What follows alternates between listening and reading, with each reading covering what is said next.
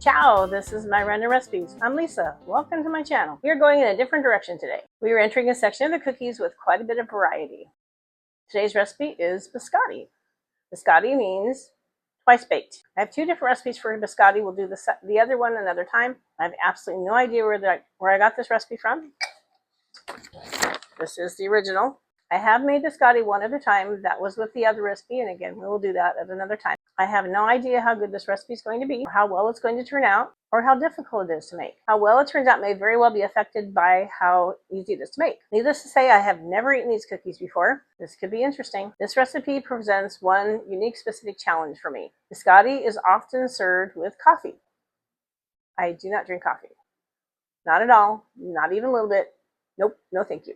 I did a little research to find out what alternative choices there were for serving the biscotti. I'll let you find out when I do my sample. Let's get to work. Let's make some cookies. So I'm going to turn this down so you can see what I'm doing. Got my big bowl again today. We are starting off with 1 cup of sugar. Then a half a cup of butter. In goes the butter. And then we're going to cream these together. Not using any fancy equipment today, just using the spoon. That looks about right. And then we're supposed to put in 2 eggs.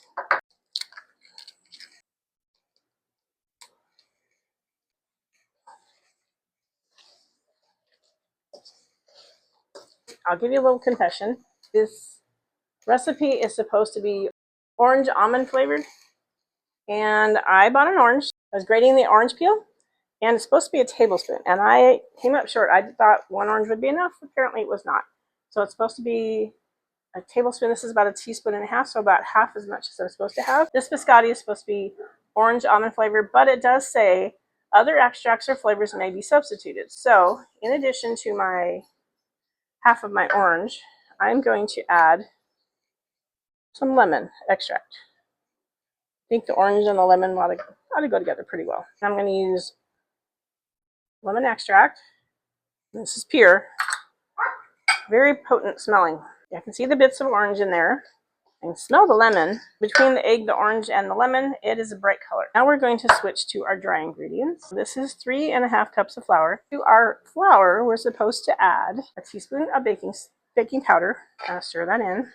And then 1/3 cup of toasted slivered almonds. So these are slivered almonds. Buy them at the store. I don't know if you can buy them pre-toasted or not. I didn't do that. I bought ones that were untoasted. Put them in a saute pan and just kind of heated them up. So you don't have to use any kind of oil if you don't want to.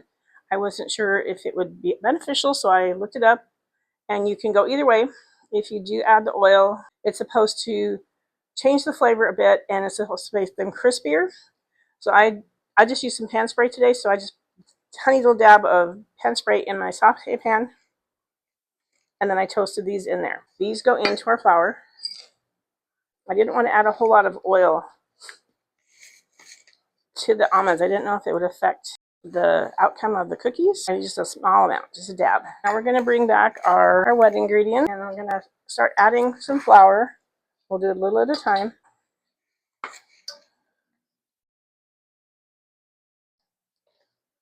A little bit more.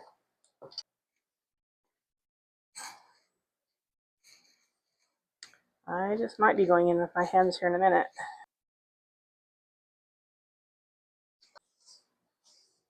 A little bit more.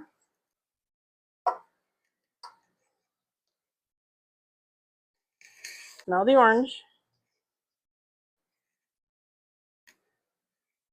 Okay, let's just put the rest of that in. Okay, we're almost got it combined. Just a little bit of flour at the bottom. I think we're where we want to be. It says to shape half a dough at a time into rectangles, 10 by 3 inches on ungreased cookie sheet. Here's my cookie sheet. We can put both halves of our cookie dough on one cookie sheet. If you've ever made a graham cracker crust, how you mold it into the pie pan, this is kind of the same concept. You just mold it. I definitely smell the citrus between the orange and the lemon. This is going to bake for about 20 minutes or until a toothpick comes out clean. It's going to bake at 350 degrees. Then we're going to cool it on the cookie sheet for about 15 minutes. But we're not done after that, so stick around. There'll be more. I'm going to pause the camera. I'll be back in a bit. I have baked once. I have them here. I'm going to turn the camera down, and then we still have more to do. Well, the goal is to cut them into cookies, and then they're going to get baked again, hence the Biscotti twice baked name. Let's see if I can do this without crumbling them. A little bit of crumbling, but not horrible so far. Lay them out on the other cookie sheet. They're kind of doughy in the middle. I bake them 18 minutes. It says to bake them until a toothpick comes out clean, which it did at 15 minutes. I gave them a half turn and then let it go another 3 minutes because I wanted them a little browner. You smell the lemon and the orange. Don't really smell the almond. Still pretty warm inside. They've been cooling for 20 minutes. Okay, and now the other half, we'll turn this around.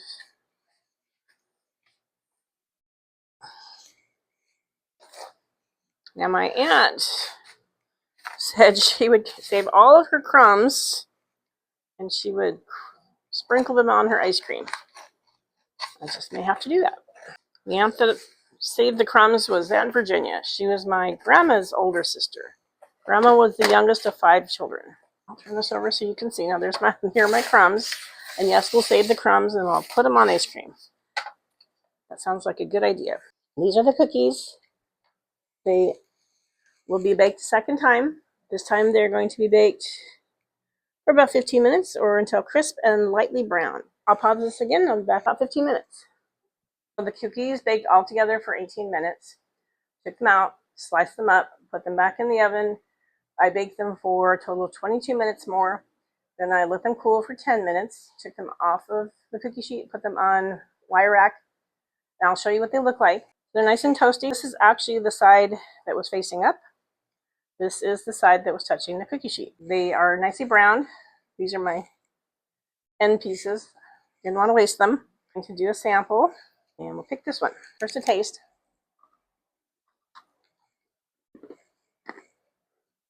Definitely crunchy.